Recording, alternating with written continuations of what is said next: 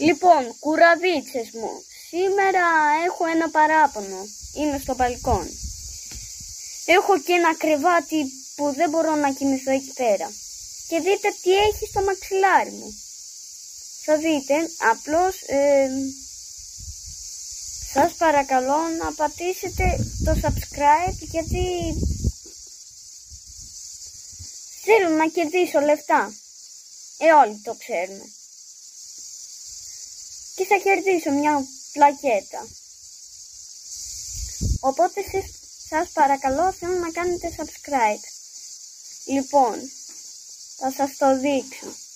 Λοιπόν, ποιος το έκανε αυτό το... Ποιος έχεσε πάνω στο μαξιλάρι μου? Και γιατί είναι μαύρο εκεί πέρα λίγο πιο... Ναι. Γιατί? Ποιος το έκανε αυτό?